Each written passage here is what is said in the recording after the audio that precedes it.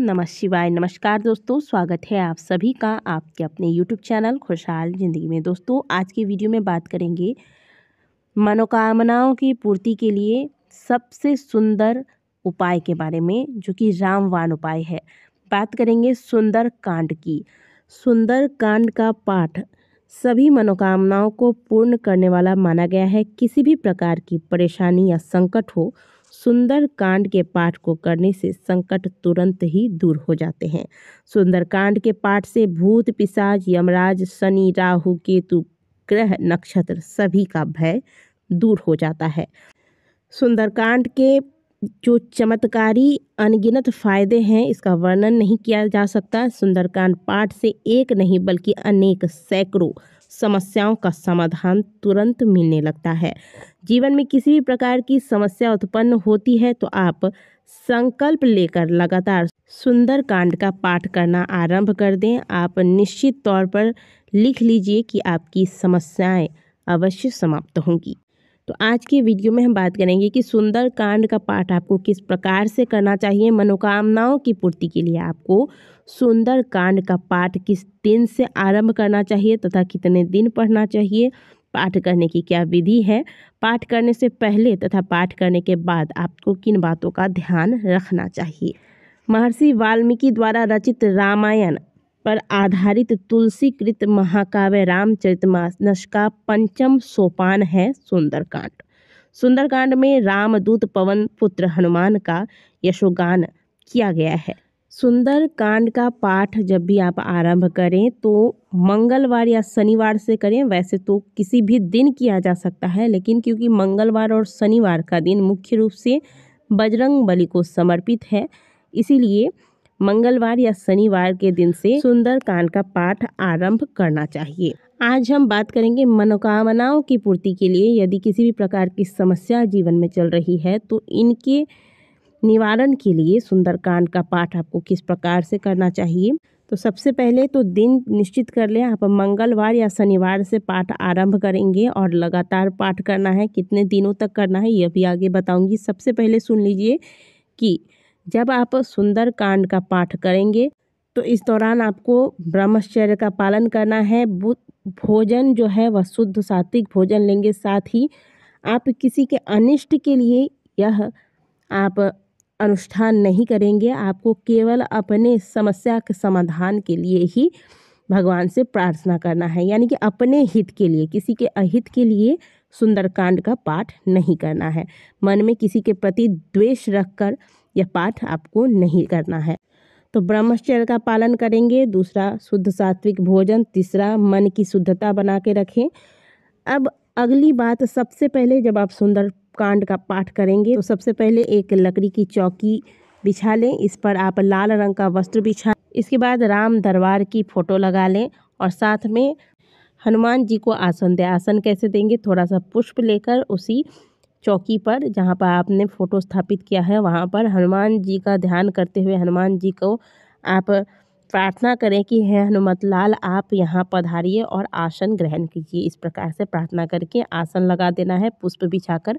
इसके बाद सबसे पहले भगवान गणेश का ध्यान करेंगे। वक्रतुंड महाकाय सूर्यकोटि समप्रभ निर्विघ्नं कुरु मे देव सर्वकार्येषु सर्वदा। इस प्रकार से भगवान का ध्यान करेंगे। भगवान से प्रार्थना करेंगे कि हे गणेश जी, मैं इस अनुष्ठान को करने जा रहा हूँ या जा रही हूँ, यह अनुष्ठान मेरा पूर्ण हो और मैं जिस मनोकामना के साथ सुंदरकांड का यह अनुष्ठान करने जा रहा हूँ वह मनोकामना भी पूर्ण हो। इस प्रकार से गणेश जी से निवेदन करेंगे। इसके बाद आप संकल्प ले लें, हाथ में जल ले लीजिए, पुष्प, थोड़ा सा दक्षिणा लेकर।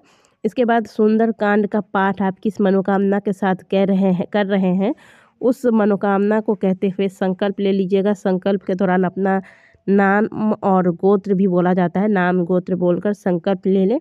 इसके बाद आपको सबसे पहले भगवान की पूजा करनी है। भगवान को चंदन लगाएं, अक्षत पुष्प इत्यादि अर्पित करें, कुछ भोग लगा दें। भोग में आप थोड़ा सा तुलसी का पत्ता अवश्य रखिएगा। बिना तुलसी के पत्ते के भोग भगवान को नहीं लगाया जाता है। इसके बाद एक घी का दीपक लगा लें, सुगंधित धूप लगा लें। अब सबसे पहले राम नाम का उच्चारण करेंगे।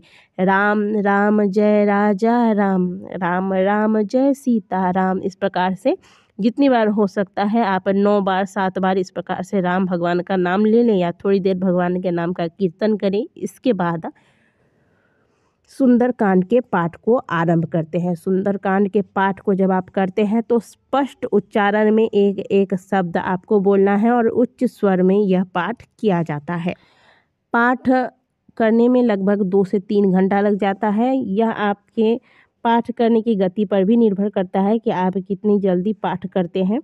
और जो भी पाठ करेंगे स्पष्ट करेंगे, एक भी शब्द आपके मुंह से गलत ना निकले, इस बात का भी ध्यान रखिएगा, क्योंकि शब्दों का बहुत महत्व होता है। शब्द से ही अनर्थ भी हो सकता है, इसलिए शब्दों का ध्यान रखिएगा। जब आपका पाठ पूर्ण हो जाता है, पूरा पाठ पढ़ लीजिएगा। इसके बाद जब आपका पाठ पूर्ण हो जाएगा, इसके बाद फिर से थोड़ी देर आप राम भगवान के नाम का कीर्तन करेंगे। इसके बाद हनुमान जी की तथा राम भगवान की आरती करेंगे और भगवान के सामने अपनी जो भी आपकी मनोकामना है उस मनोकामना को कहेंगे। अब इस विधि से आपको पाठ करना है और इस पाठ को करते वक्त आप ध्यान रखिएगा कि आपका मुंह जो है वह पूर्व दिशा की ओर हो और लाल रंग के आसन पर बैठ के पाठ कीजिएगा। दूसरी बात कि कितने दिनों तक पाठ करेंगे। पाठ जो है, अगर आप किसी विशेष मनोकामना के साथ कर रहे हैं, अगर जीवन में कोई विषम परिस्थिति आ गई है, तो ऐसे में रात के 9 बजे के बाद लगातार 49 दिनों तक यदि इस विधि से सुंदरकांड का पाठ किया जाए, 49 दिन पूर्ण होते होते आपका जो वो संकट है जिसकी वजह से आपने यह अनुष्ठान किया है, वह संकट मोचन की कृपा से समाप्त हो जाएगा। तो किसी विशेष मनोकामना की पूर्ति के लिए, किसी विशेष संकट में पड़ गए हैं, इस संकट के निवारण के लिए आपको लगातार 49 दिनों तक सुंदरकांड का पाठ रात्रि 9 बजे के बाद स्पष्ट शब्दों में उच्च स्वर पे करना है।